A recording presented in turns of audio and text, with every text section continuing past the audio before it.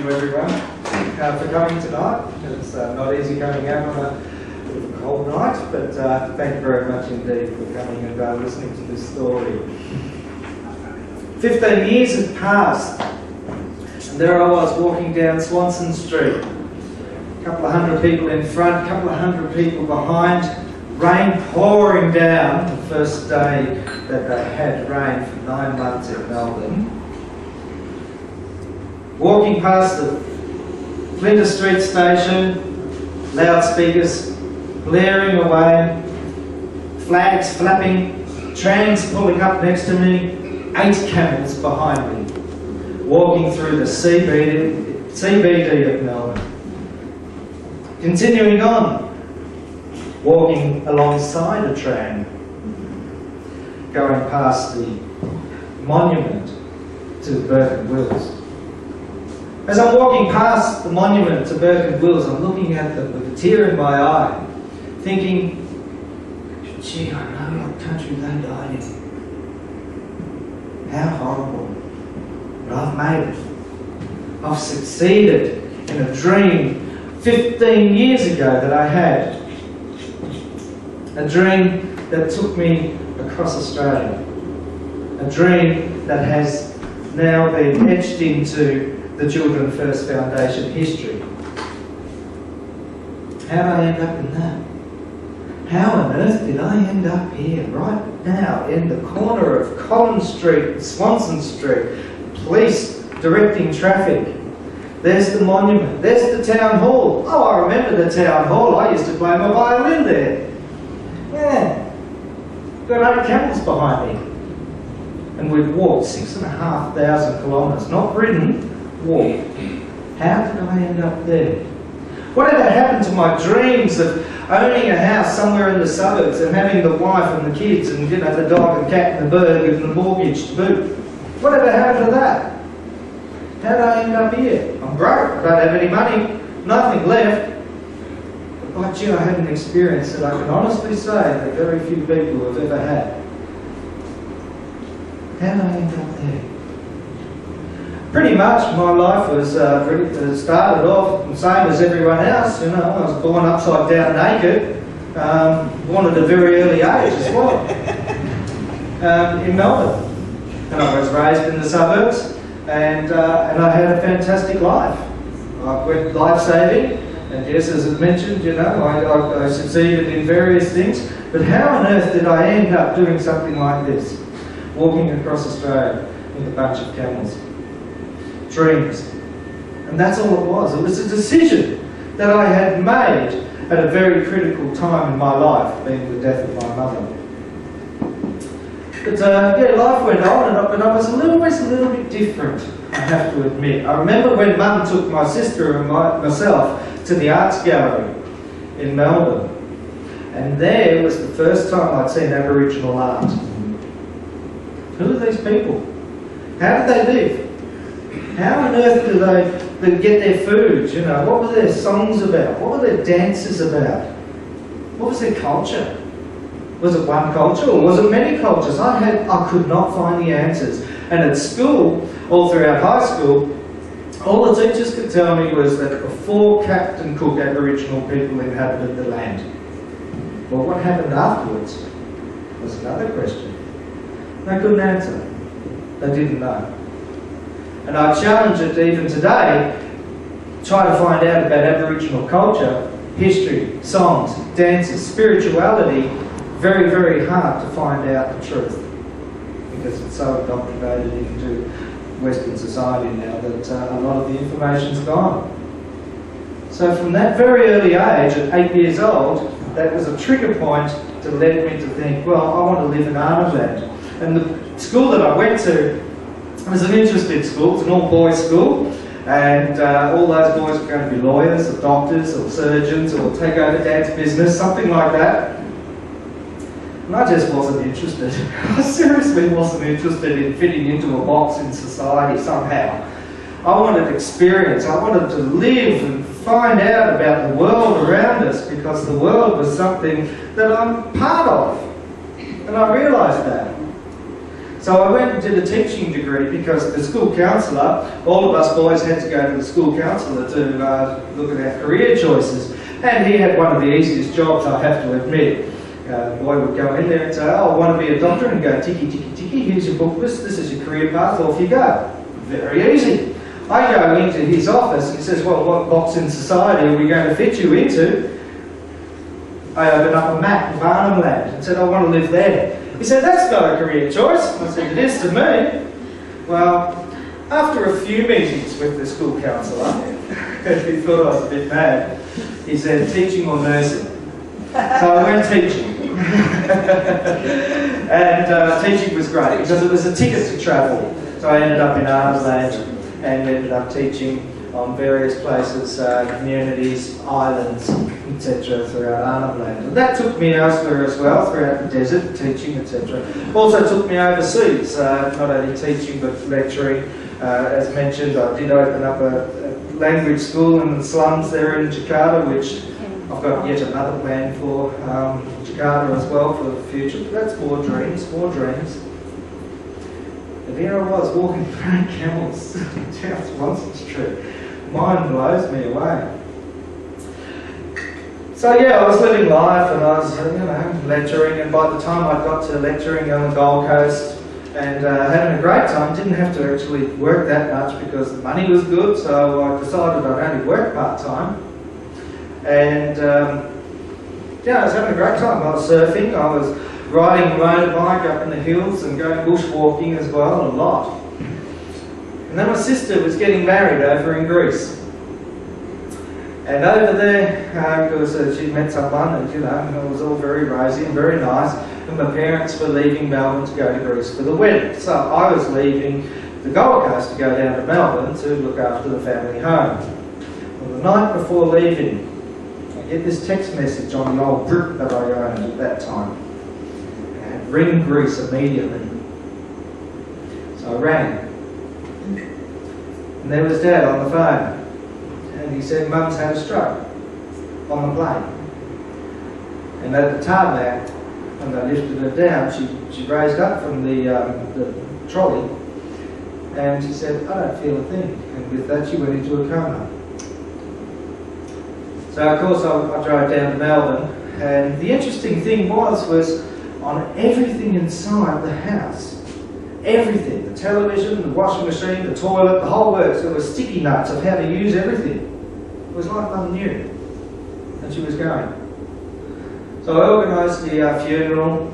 Fortunately, I knew the ambassador, the Australian ambassador, who was in Greece, and through a lot of consultation, we got Mum back as well, and we buried Mum.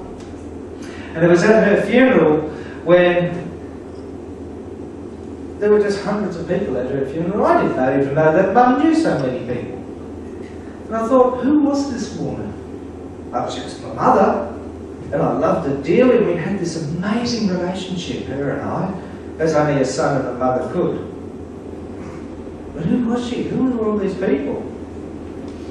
So during the funeral, of course, I got talking with a lot of people and found out that they were from the ladies' auxiliaries attached to the Royal Children's Hospital. And I knew that Mum did a lot of charity work with them. But I didn't realise just how much and how respected she was. I didn't know my mother. I realised that. So of course I went back up to the Gold Coast after a little while, looking after Dad for a little while, went back up to the Gold Coast and went back to my job. And that's about all I went back to. Closed up the house, blinds were drawn, severe depression hit. And I was so severely depressed. My mother was gone. I couldn't believe it. I expected a phone call from her at any stage, but it just didn't happen. She was gone. My mother. One night around the kitchen table with my flatmate John, who was a very interesting man in himself. He had been part of the revolution over in Vanuatu at some stage. Very interesting fellow. And somehow ended up here in Australia. And I don't know whether it was legal or not that he was here, but never mind, he was a very interesting fellow. And we're sitting around the kitchen table this one night, and I'm still in this phase of, oh, my mother's gone. sudden, thoughts were swirling around inside my head. I couldn't make any sense of them. What was going on? And all of a sudden I came out with this statement. I'm going to walk across Australia with a bunch of camels for a children's charity. John looked up at me and said, "What?" And I said, "No, I'm going to walk across Australia." And he said, "Yes, you should. What a good idea." And with that I went to bed. Well, I couldn't sleep that night, of course, and the very next day I went down to the shop, which was quite unusual for this period of time that I found myself in. And I got a few groceries, and I'm just standing outside the shop, and even going down towards the shop, I noticed little things that I'd never noticed before, like the fences separating houses and people, and even the road signs, you know, directing the population, you know, go this way, stop there, don't do this, you know, all those sorts of things. I noticed these things, and I thought, gee, I've never seen, I mean, I've worked, of course, you know, inside this system, but I've never seen all this. This is really interesting. So there I was at the shop, and I'm standing outside the shop with my few groceries, and I looked out at the sky, and there's a bird flying past, and I thought, I've just made a decision. That's what it was last night. I've made a decision. Well, a few years passed, and it took me quite a number of years to actually get this process in my mind. You know, what do I know about camels? I didn't know anything. I didn't know anything about the desert. I didn't know anything about how to survive out there, let alone what to take, how to train such a large animal. I knew nothing. I knew how to lecture in English. That was fine, but you know, what use is English going to do for doing a cross-cultural transcontinental crossing? Nothing. So I realised that I had a big journey ahead of me, and the real journey wasn't actually going to be the walk. The real journey for me was actually getting to that very first step of the walk. That was my journey. How to prepare and get this going. Well, a few more years came along, and nothing was happening. I visited some cattle farms, and I visited some people, rang them up and said, I'd like to, you know, how do I do this? And no one could give me any information because no one had done it. I hadn't met anyone that had actually done this. So there wasn't anyone that I found at that stage to be able to walk behind them in their footsteps, if you know what I mean. Until one day, I thought to myself, no, something's wrong here. Something's wrong. By this stage I was living in Warburton, up in the Yarra Valley. And I thought, no, something's really wrong. I've got to change myself to be able to make the changes necessary to be able to do this project. I mean, we're talking a few years down the track now. And I thought, right, I'm going to get a teaching job out in the desert.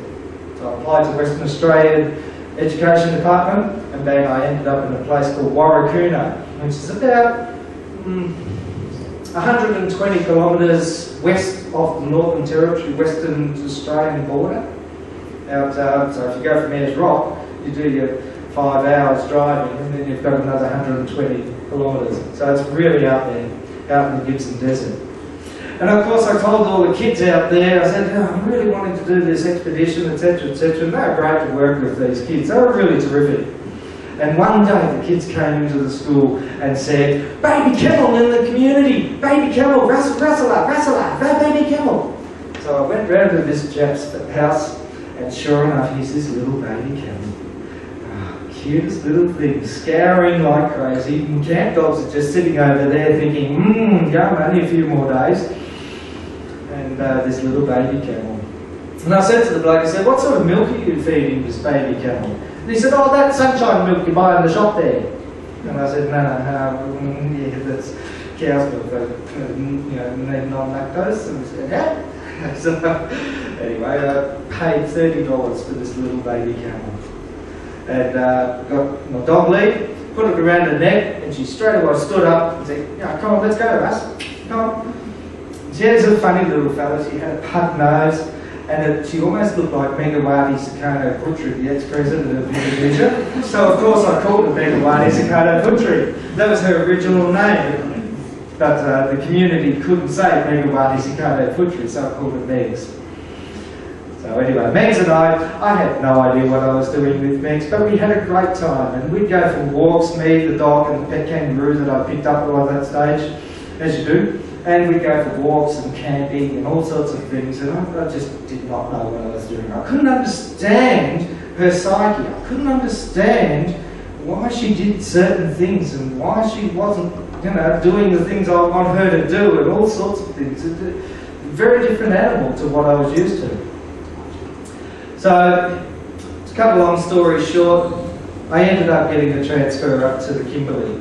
So inside my 1975 Dodge Ute, I built a cage on the Ute and shoved Megs in.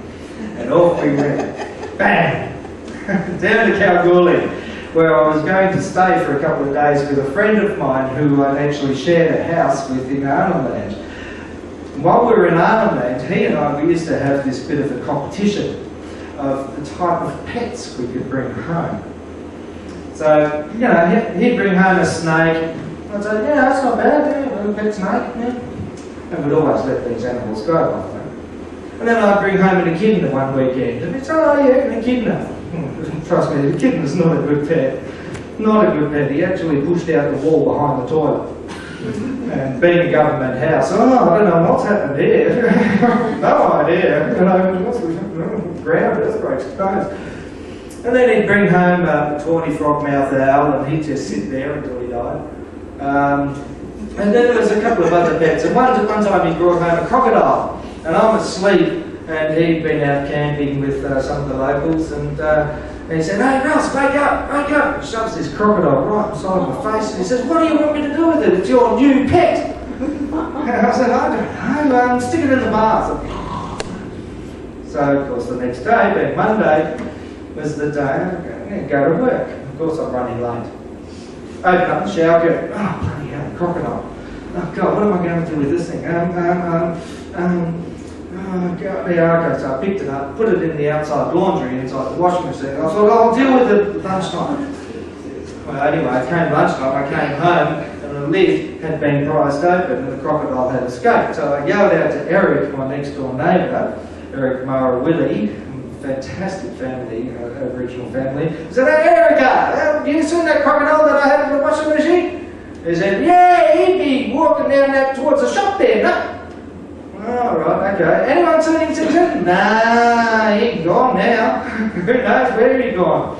So Steve, my friend, who I was visiting now in Kalgoorlie with my pet camel, did not know I had a pet camel in the back. So about midnight I get there.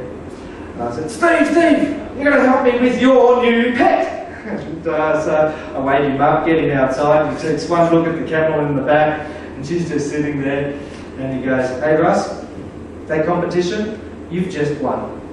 So it took a few years, but finally I won. So we got a transfer, I got a transfer out to the Kimberley, and it was actually at Wyndham. I had to catch the barge, 36 hours, and we stopped off at a fishing camp.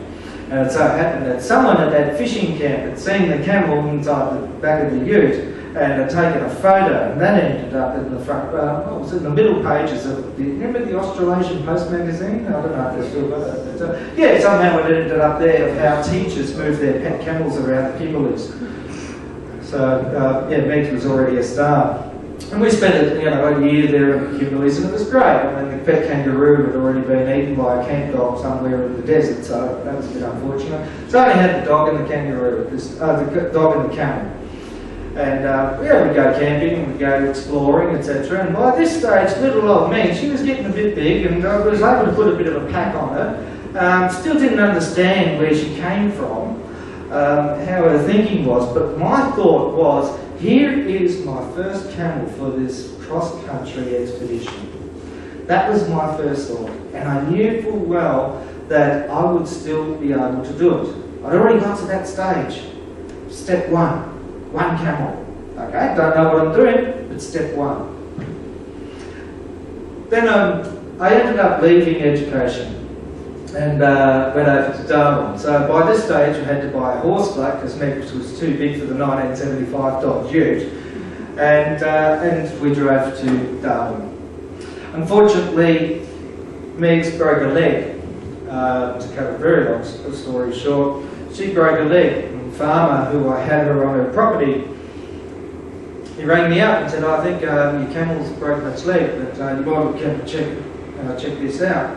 So I put the swag in the back and I camped next to her for a week, got the necessary drugs from the vet, and yeah, as the week progressed, she's just lying on her side. And I realised, no, it's broken. Because it was so swollen when I first saw it that you couldn't recognise whether it was broken or not. There was a little bit of hope that it was just swollen, and it was broken. So, by about a week, I went to the local piggery to borrow a gun, and I went back to her and got there about midnight, and she just looks up at me and lets out a bit of a boo, as a camel does. And I thought, I can't do you tonight. I just can't do you. I'll do you in the morning. So I hit the hay. Come the morning, the ants had already invaded her mouth. There was that look in the eye, no life left. But I can honestly say, I don't think I've ever cried so hard in my life than the death of that camel. It's really interesting having a camel death, and it affects you greatly. Well, a couple of years passed and I still kept on thinking, this nagging thought kept on coming into my mind, Russell, you need to do this trek, okay? There are kids waiting for you. There are kids, and the parents of those kids, they need you to do this, to raise the money for their medicals. Right? It has to be.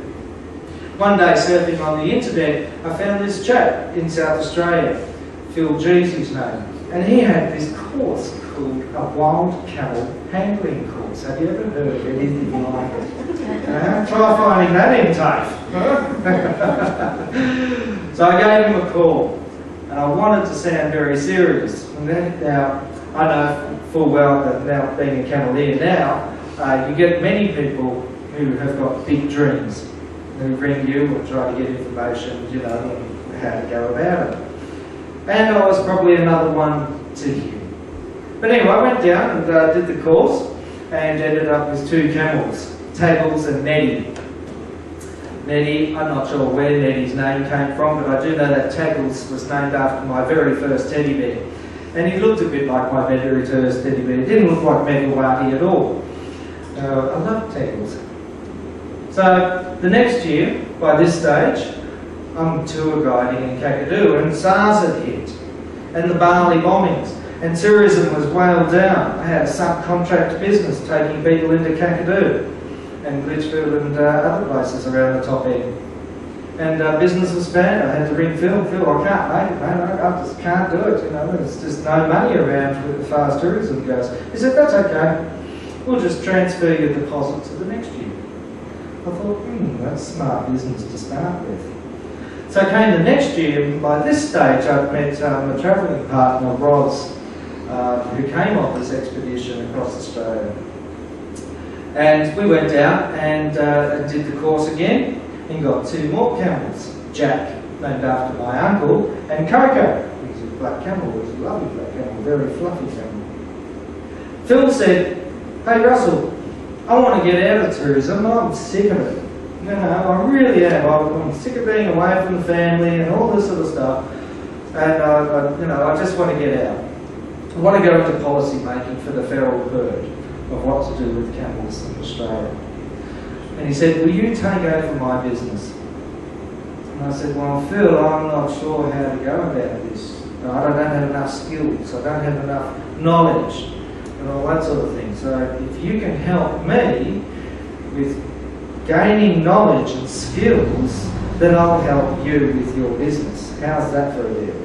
And he said, that's great. Okay, well, you come down next year. You'll have to live in a tent, three-man tent for the year, and live rough. But I'll teach you everything I know. Now, this is who South Australia claims as Mr. Camel. And I thought, that's what I need. Exactly what I need. So I went down the following year with Rods, and we lived in a three-man tent. And Phil taught us everything from capturing wild animals, of capturing the wild camels and the herd of wild camels. Whoops, wrong one. And all this, and he taught us everything, including how to operate his safaris, up to 15 camels in train, how to do everything. I thought, great, you know, I'm getting the skills. Went back to Darwin, did a bit more tour guiding. The camels came with me, etc. Up to Darwin. By that stage I had a property, not realising that that part of the world is not suitable for camels. Trust me, not suitable. I'll never take them up there again, ever. Had to bring the camels back to William Creek, actually, near Lake Eyre, for their own health. And I'm right now, who am I going to do this for? And I thought at the time it was going to be the Royal Children's Hospital here in Melbourne. I rang them up, and they pretty much weren't interested. They weren't interested. I thought I was a lunatic. So I rang up another charity that I thought was worthwhile, same result. I rang up maybe about 25 charities, same result. They all thought this was not going to happen, and they all thought that it was a crazy idea. I was getting a little bit despondent, but I thought, no, I'm going to go ahead and still do it. I'm still going to push forward. One night I'm at home in Darwin after having been out at Kakadu for 4 days tour guiding, and I'm watching television, and you know that show, Backyard Blitz? Yeah? Well, Backyard Blitz was on, and there was Maura Kelly, well, the Rotary actually had gone ahead and donated property, and there was about 250 people on that program. It's the biggest one they did. 250 odd people, all building the centre for a rehabilitation centre for kids that they were bringing from overseas to the medical facilities here, because where those kids lived there wasn't anything. And I thought that goes so much in line with how I think that, you know, this is what we need to be able to do, to share a little bit more of ourselves around the world. You know, start with the kids, do it with the kids, because those kids then go back home and no longer a rock's thrown at them because they're disfigured. No longer do they have to move on their backsides along the ground because they've got legs now, or prosthetics or something like that. You know, it makes a big change in not only those kids' lives, not only the parents' lives, but also the whole community over there. And I can tell you story after story that Mark Smith from the Children's First Foundation has told me of how it's actually stopped tribes from warring. But anyway, I saw this program and I thought, this lady's got credibility. Maura Kelly, gee, I've heard of her. So I hopped on the internet straight away, did my research. Maura Kelly, oh, I remember seeing her in that documentary when she was in the Bronx looking after AIDS victims, kids with AIDS. Yeah, I remember about her. So the more research I did, the more I realised this is the woman I need to go ahead and support. She goes in line with everything that I've always thought about. So I prepared myself. I didn't want to sound like I was half mad or crazy. I didn't want another response like what I'd had over the 25 other charities that I'd got ahead and ran. And I got a hold of Mark Smith. Big difference here was Mark Smith treated me with respect. I knew from how she spoke that she didn't actually believe in that it was going to happen, right? This trek was going to happen. But she paid enough respect to utter these words. Keep us informed as to your progress. That was enough for me, and I remember that night sleeping, or before going to sleep, I made a quiet promise to the parents of the kids who they bring over. I can't imagine what it would be like to be one of those parents, where there's no medical facilities where they come from. Their child's more than likely going to die.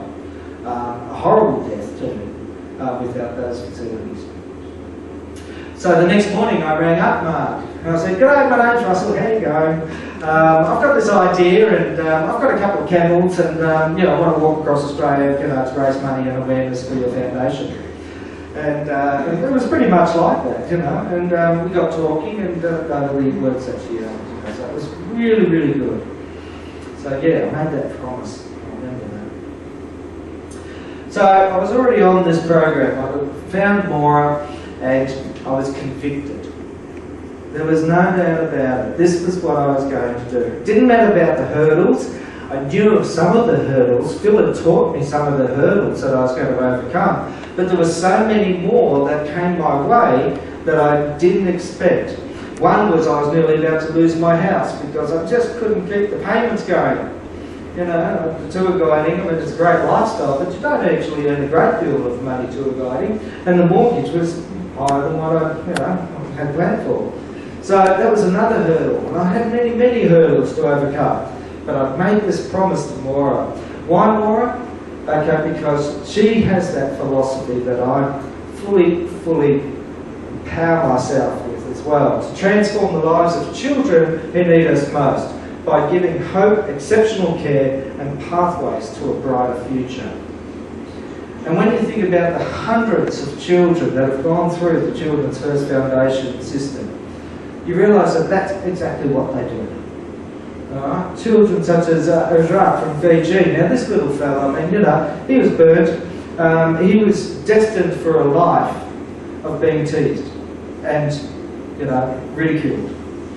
Not only the pain that he's having to suffer as well, and also, not being able to live a normal life inside his village back in Fiji. But with the medical teams that are here in Australia, and through the work of volunteers and the organisation of the Children's First Foundation, he's gone back to Fiji quite a happy, normal boy. Tatu from Tanzania, these are just a couple of the examples that I've had. And you can see the club foot. Okay, with the medical teams and the specialty medical treatment that she's had, there are her feet just there, which you can see, pretty much normal. And of course, the famous one, Trishna and Krishna. A few years ago, when they were separated, they were joint twins, that made world headlines. I mean, the Pope had gone ahead and held a mass for the safety of Trishna and Krishna. So lives were being changed because of Maura Kelly and her philosophy and how her spark had created a bushfire. I was really impressed. So I had this dream. Alright, by this stage we're looking at year 8 into it. And it was on the 22nd of the 11th, 09, at midday, to be walking down Swanson Street towards the Burke and Wills Monument. That was my dream. It was visualised, and I was not going to stop until it happened. That was my dedication, not only to myself, but also to the foundation, the kids, the parents, and those that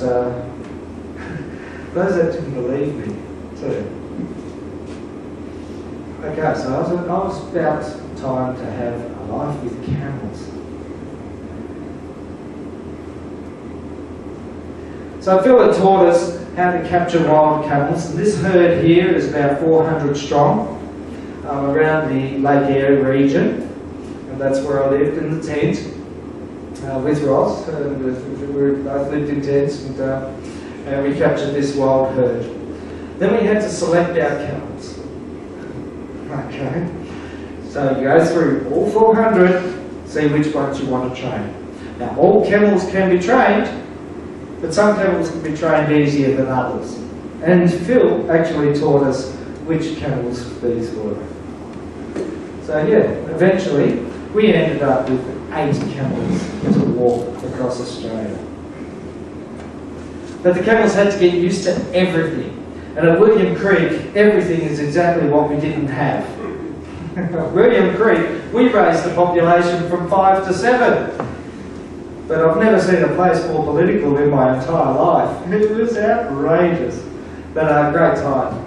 So yeah, the camels had to get used to blankets, wheelie bins, prams, plastic bags, dolls, anything we could find.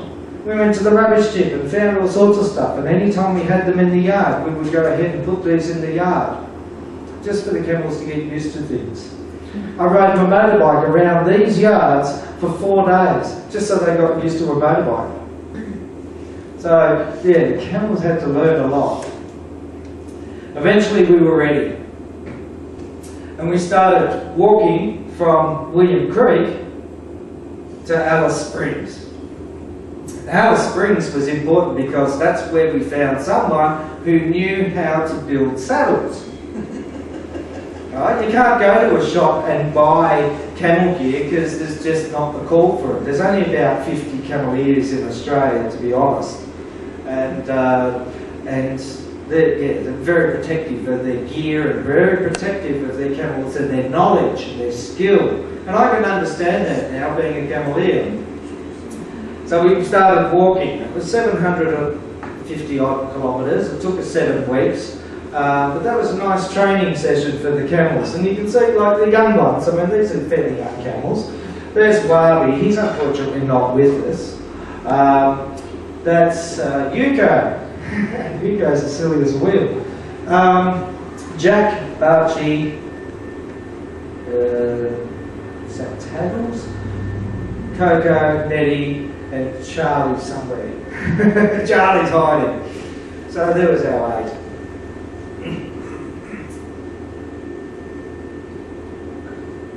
So yeah, some of the country that we walked through to get to Alice Springs to prepare our gear was pretty harsh, as you can imagine. It's interesting, Goyder, when he surveyed the boundary between South Australia and Northern Territory, he had it right. He definitely had it right back in the days when he was out there. Because once you go across that border, and this is along the old Unadilla line, you can see the road there and the old Unadilla track. And he had it right in that once you cross over that South Australian border, the whole scene changes. It doesn't matter where you cross over into Northern Territory from South Australia. You've got this gibber plain all throughout South Australia in that region, and as soon as you cross the border, it's sand country. It's different, very different. So inside the Northern Territory now, do you think the camels had settled down, they'd had a few bucking sessions, and when you've got 8 camels all bucking, all tied together, it's a frightening sight. And gears getting thrown around and all this sort of stuff, and you're just hiding behind the lead camel with your nose line, holding that down, because he's not going to go anywhere with that nose line. And there's 7 other camels going, hey, hey, all over the place, legs, arms, everywhere. It's a frightening sight. So they've pretty much got over that by that stage. So in Alice Springs, we found a lady who so happened to be very good friends with Robin Davidson, who wrote the book Tracks, who did that amazing solo track from Alice Springs to Shark Bay in Western Australia. She was very good friends, and we met up with her by total mistake. She was travelling along the road. We were walking towards Alice with our 8 camels, and she pulls up and she said, my God, camels, camels. Oh, this is so exciting. She gets the camera out, etc. And we said, oh, yeah, no, there's camels. She goes, oh, where are you staying in Alice Springs? And we said, oh, we're not sure, we don't know. Oh, great. Look, I've got a cottage, and look, you know, I'm actually Robin Davidson's very good friend, and my son is godson to Robin Davidson. We thought, wow, you know, this is amazing. She goes, yeah, look, I'm also doing, I've just got a new job. And I said, oh, that's great. And she said, yeah, I'm looking at the Aboriginal perspective of the feral herd of camels. Can you help me? And I said, yeah, probably, but more than likely we'll put you on to Phil G and he'll be able to give you more information. She goes, oh, this is unreal. So we stayed at her place, and she had a big garage, which was awesome because we had spread out all of our gear that we had to build ourselves. We had to make the saddlebags, we had to make the strappings, the spiders, as well as the saddles. We had to get the satellite gear, we had to get the electronic gear, we had to get everything, including the food. Okay, well that's only part of it. That's only a small part of it. That was first year. 1 year's food. And all the food, Phil had taught us so well that all the food was also down to calories, grams per meal. With recipes ready to go. So that we had enough nutrients on a daily basis. It's quite specific doing the cavalry.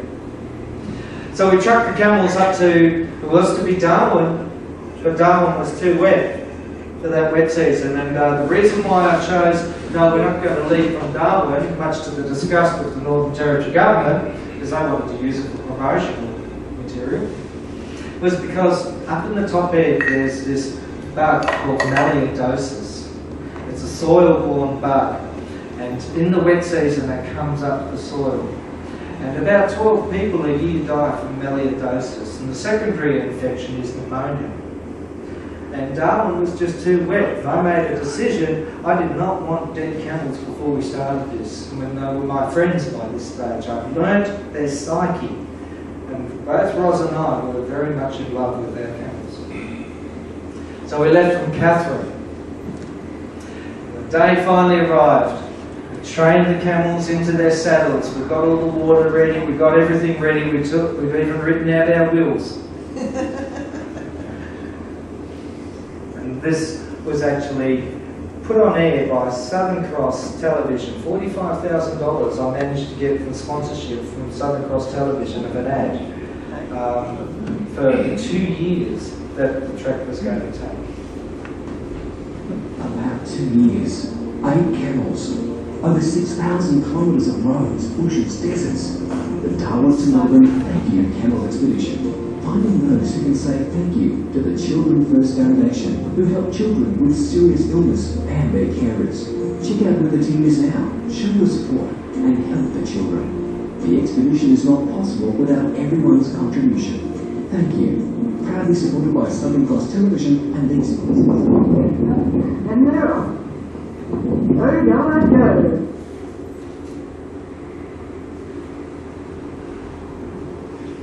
So we started. And I remember that first step like it was yesterday. There was a gate in between, or that separated the showgrounds there. And I remember taking that first step. And I thought to myself, that's one of 6.5 million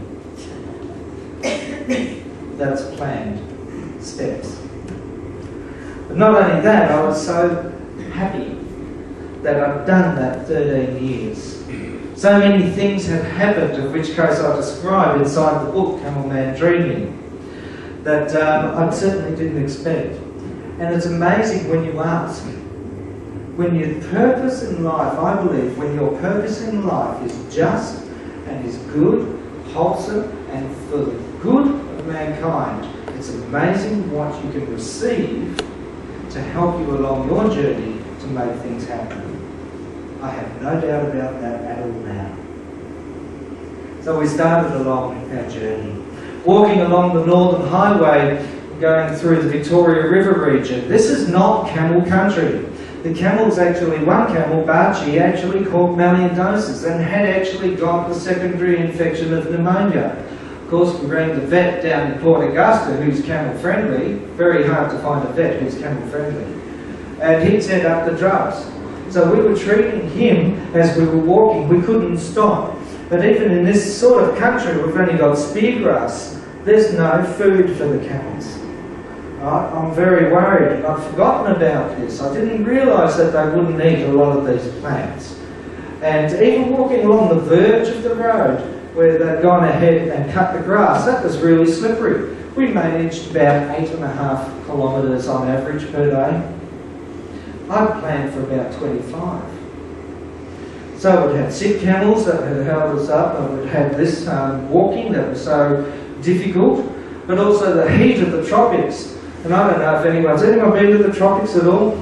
And the heat of the tropics and the sweat that's pouring off you, and of course you've got a combination of dirt, and of course you've got a combination of dust and ash and soot when they've gone ahead and burnt the country. It all gets into the pores of your skin. You can't shower. There's no showers out there. And you're just walking along, you've got heat rash, and you're walking something like this. And of course, that's a great sight every time a car passes. And, you're sort of walking like this, and I'm thinking, what's going on here? But we managed to meet up with a lot of the Aboriginal groups there, and of course they had waited along the road to see the camel train. People knew we were in the area, and so the thing was working. The ads were working, the media was working, and of course the word of mouth.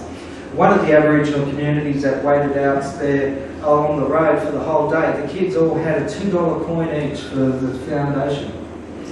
That was special. That was so special. Getting to Western Australia was a milestone. Western Australia, finally. And eventually where I really wanted to be, which was the Canning Stock route. I've always wanted to walk the Canning Stock route. That was another dream of mine. I didn't realise I was going to do it on such an expedition as this, but here was a second dream that was walking. And at the beginning of the Canning Stock route, and a part of me, I should have actually marked it, and I'll try to find it quickly here. I wrote a letter to my mother. If I can't find it in the next minute, then you'll have to buy the book and read it.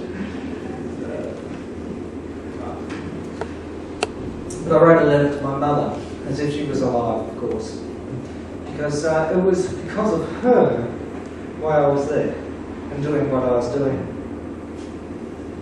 And I'm in pristine wilderness now. This is special.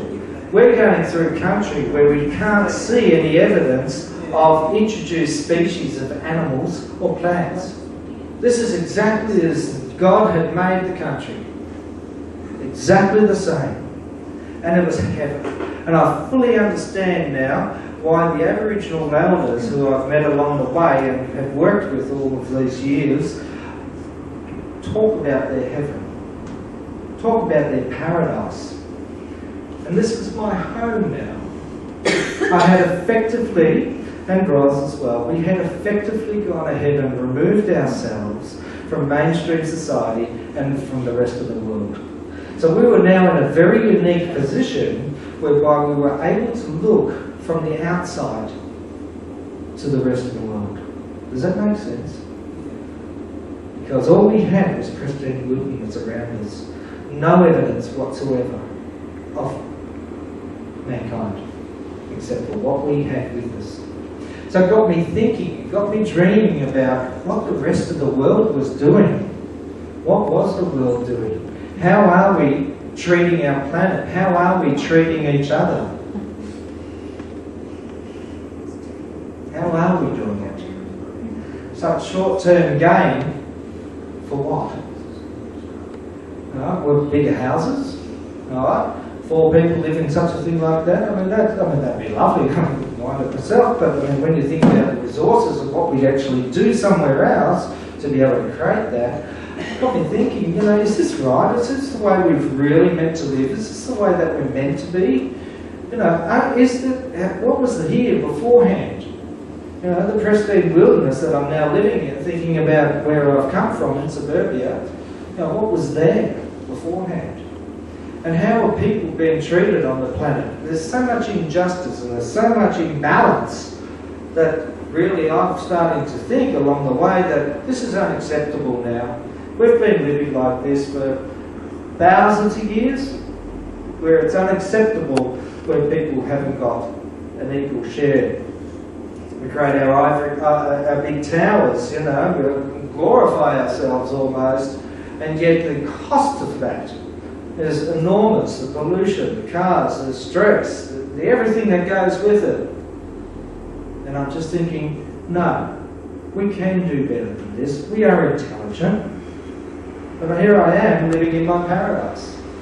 I didn't want to leave. I can honestly tell you I did not want to leave this beautiful wilderness area.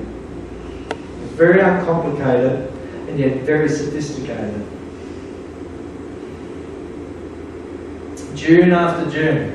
Up and down. Up and down. Up and down. You get on top of a dune and you see this amazing valley to the left-hand side as far as it can go, to the right-hand side as far as it can go, and another dune. And you think, up and down.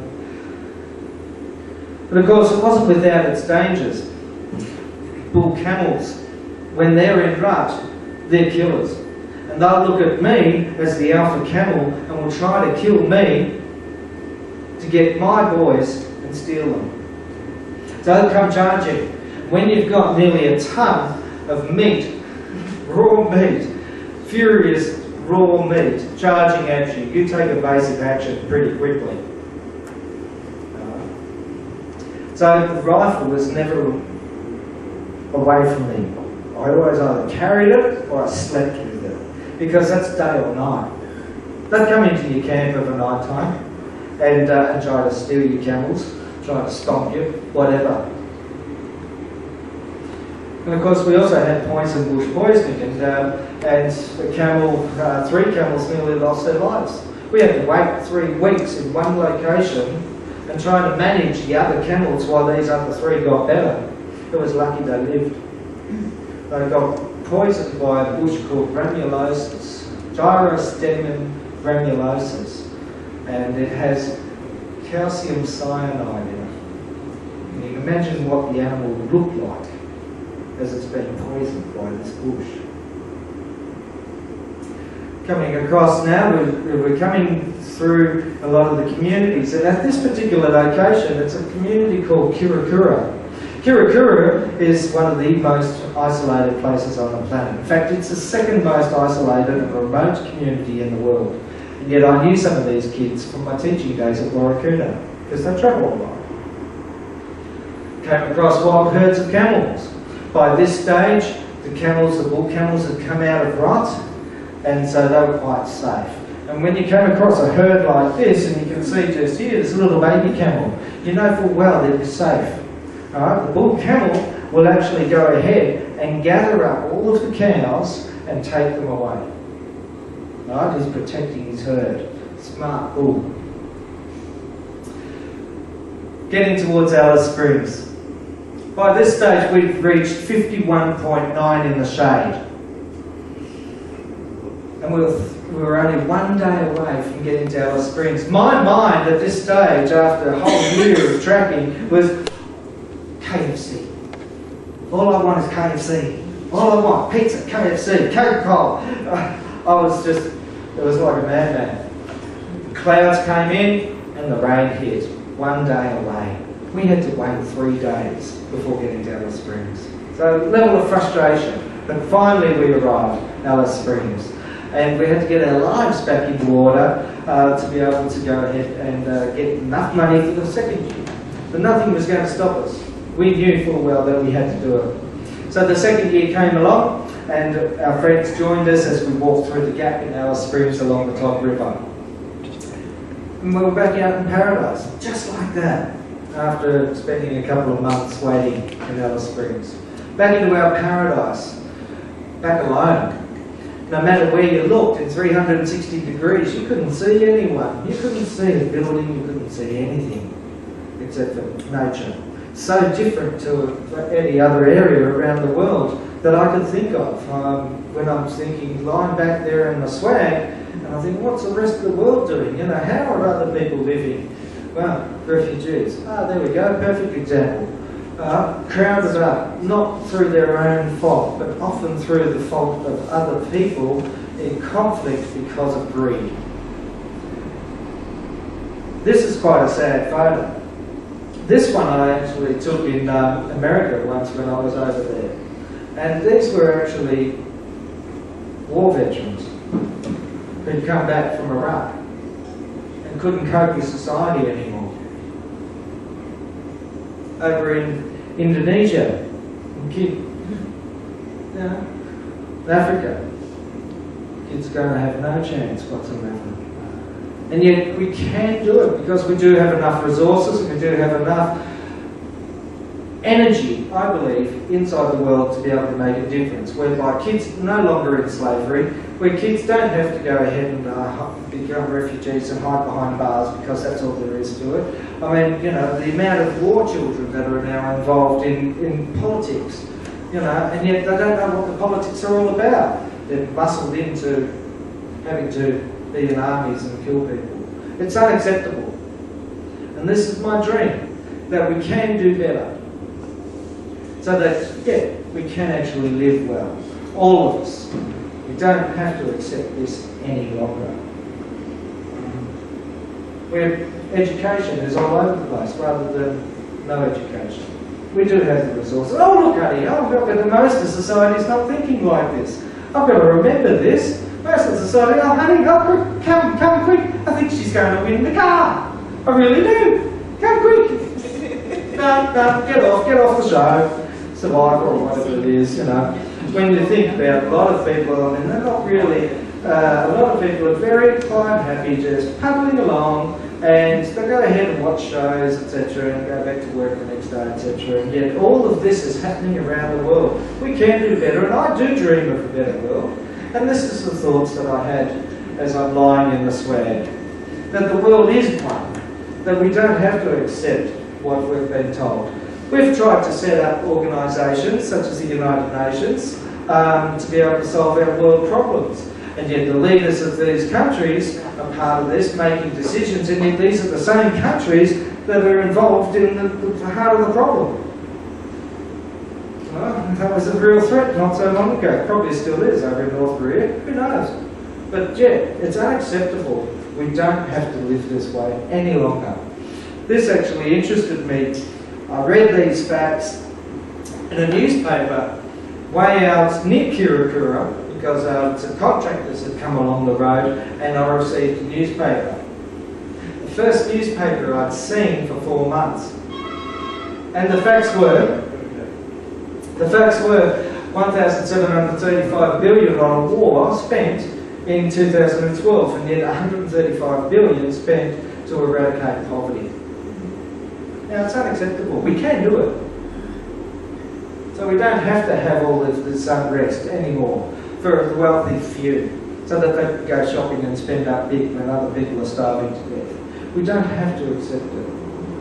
We can share the resources and the skills that we've got to make our planet a lot better, and not have this any longer. That child really does not know what he's doing.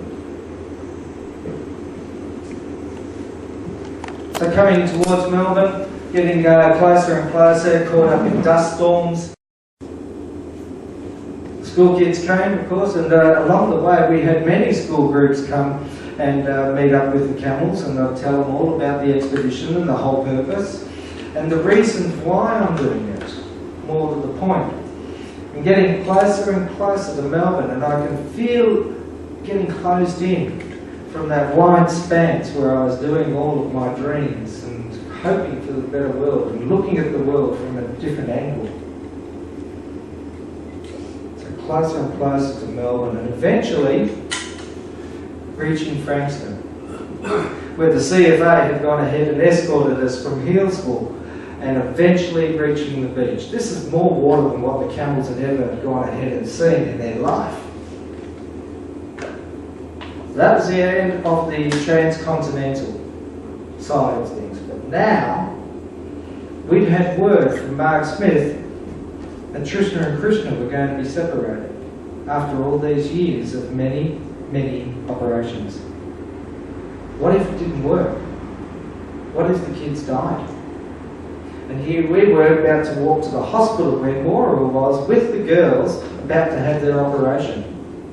I can honestly tell you, I have never felt so alone, and yet so surrounded by love, because the world was focused in on the hospital waiting for the success of this operation of the twins.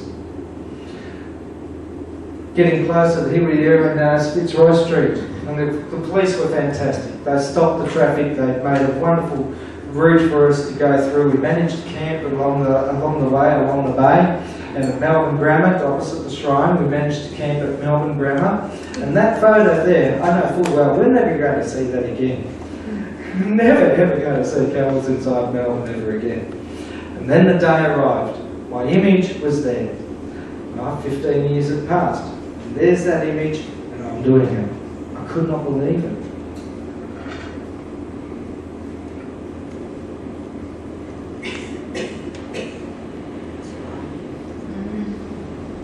Finally arriving at the Children's Hospital.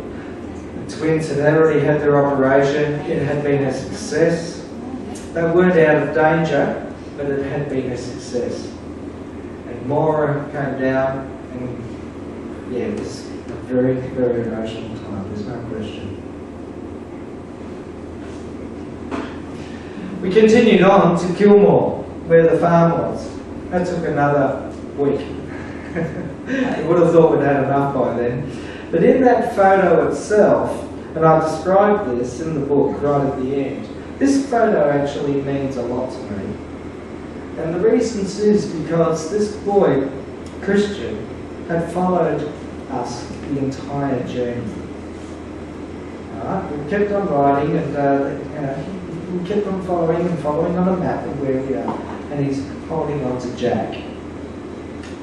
But there's more to it than that, because when I was 14 I was very sick, and I remember seeing a television program, and it was very much related to this photo. It's amazing what dreams can do. And yes, I do dream that the world remains in a pristine state. Obviously it's not possible, but I do believe, and I do dream that yes, we can go ahead and have that sort of emotion anyway, at least to start with, where we don't have to accept this, where we can go ahead and work together. We don't have to accept it. We can share our love, and I do believe that's actually the key.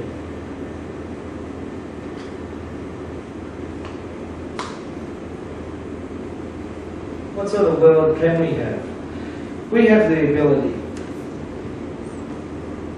Well, we do have the ability. We've done some amazing things. Sent men up to the moon. If we can do that, why on earth can't we stop a war? I do believe it's love. And incidentally, the camel is India's symbol for love. I hope for a better future for children like Krishna and Trishna. And I'd do that again in a heartbeat. I'd go through 6,500 kilometres again if it meant that two children like Trishna and Krishna had a bit of hope, a bit of chance, a better world. I often think about this photo. I found this on the internet. And it is a world that, I've seen. A pristine world. But I often have seen the other side as well in my travels. And I'd like to think, I'm about to have a child. I am about to have a child in July, it's due. My first. But I'd like to know what sort of world we're leaving that child as well.